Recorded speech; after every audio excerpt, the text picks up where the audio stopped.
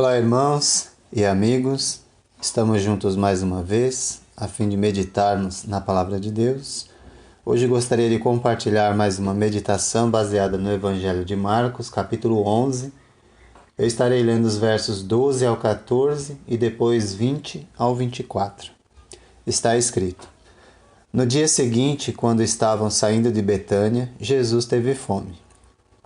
Vendo à distância uma figueira com folhas, foi ver se encontraria nela algum fruto. Aproximando-se dela, nada encontrou, a não ser folhas, porque não era tempo de figos. Então lhe disse: Ninguém mais coma de seu fruto. E os seus discípulos ouviram isso. Verso 20. De manhã, ao passarem, viram a figueira seca desde as raízes. Pedro, lembrando-se, disse a Jesus: Mestre, vê, a figueira que amaldiçoaste secou. Respondeu Jesus: Tenham fé em Deus. Eu lhes asseguro que se alguém disser a este monte: Levante-se e atire-se no mar, e não duvidar em seu coração, mas crer que acontecerá o que diz, assim lhe será feito. Portanto, eu lhes digo: tudo o que vocês pedirem em oração, creiam que já o receberam, e assim lhe sucederá. Este trecho nos faz lembrar que podemos alcançar qualquer coisa pela fé ou pela oração feita com fé, mas que esteja dentro da vontade de Deus. É bom lembrarmos que Jesus, daqui a algum momento, ele vai estar orando ao Pai, pedindo que afaste esse cálice, mas que não seja feita a sua vontade, a vontade dele, mas sim a vontade do seu Pai. Em 1 João capítulo 5, verso 14, está escrito: Esta é a confiança que temos ao nos aproximarmos de Deus. Se pedirmos alguma coisa de acordo com a vontade de Deus, Ele nos ouve. Nesse milagre, Jesus mostra o poder de Deus, que faz o que aos homens é impossível. Se for da vontade de Deus que o monte seja transportado de um lugar para outro, isso acontecerá, com toda certeza. Mas tudo está submetido à sua vontade. Jesus, nesse momento, ele se apresenta como juiz e, através da figueira, revela a péssima condição espiritual de Israel por meio da figueira sem fruto. No caminho para Jerusalém, ele está com fome e, vendo a figueira com folhagem densa e verde, foi procurar figos para comer. Não encontrando nenhum, declara que aquela figueira nunca mais produziria frutos. Os discípulos assistem àquela cena com atenção e até um certo espanto, pois parece que Jesus, por causa da fome, ele perdeu completamente o controle.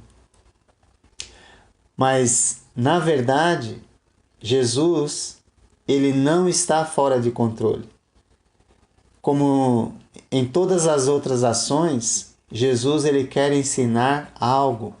Ele tem um propósito espiritual. Porque não faz sentido Jesus ele simplesmente fazer algo totalmente fora, do contexto, uma vez que não era tempo de figos. Simplesmente por fazer. Não. Ele quer mostrar algo espiritual para os discípulos. Então, nesse momento, o milagre é como se fosse um tipo de parábola que nos ensina a fé no poder milagroso de Deus, demonstrando que por meio de Jesus, o impossível se torna possível aos homens. Através da fé e oração, nós podemos pedir e ver Deus agindo com toda certeza. Também aprendemos que a função da figueira é produzir figos. Se não os produz, não tem razão de existir. Assim também são os discípulos de Jesus. Precisam aprender que o exercício da fé se dá através da produção de frutos. Porque não existe fé se nós não estivermos produzindo frutos para Deus, frutos em nossas vidas. Para isso foi que os discípulos eles foram chamados. No Evangelho de João, capítulo 15, verso 8, de 1 a 8, Jesus disse: para isto vocês foram chamados, para irem e darem fruto. Então, se o discípulo não produz fruto, é como a figueira sem fruto. Para que serve? Senão para ser cortada e lançada ao fogo. Nesta última semana da vida de Jesus, a figueira representa o fracasso espiritual da nação de Israel. Israel fracassou em dar fruto para Deus. Como a figueira, suas folhas verdes e bonitas, Israel tinha a aparência de uma nação que servia a Deus, mas não produzia o fruto que Deus esperava. Uma fé obediente que produz o fruto da justiça, que é uma vida reta diante de Deus. Podemos aprender de forma prática a prontidão de Deus para responder às nossas orações. Nesse momento, Jesus mostrou que uma fé operante confia na resposta de Deus e que Ele sempre fará o melhor. Nossa parte é apenas pedir e a de Deus é dar o que é melhor e de acordo com a vontade dEle. Jesus ainda ressalta o poder da oração e a necessidade da fé para orar. Para Deus, porque Deus ele vai fazer o resto. Isso nos leva a ver a importância de desenvolvermos nossa vida de oração, colocando diante de Deus nossos planos, a fim de louvá-lo e exaltá-lo em oração. A oração é um ato de louvor a Deus. Manifesta nossa dependência, mas é um ato de louvor a Deus. Então, através de uma metáfora, que é uma figura de linguagem, Jesus nos ensina que a oração pode movimentar montes. Ou seja, somos capazes de lidar com as coisas mais difíceis da nossa vida. Deus possibilita os impossíveis. O que nós não podemos, Ele pode e faz. Basta pedirmos com fé. Sendo assim, a oração se torna essencial para o nosso relacionamento com Deus. Realizada com fé, manifesta nossa completa dependência dEle. Então, que nós possamos aprender a lição da figueira seca, mas também da necessidade da oração feita com fé.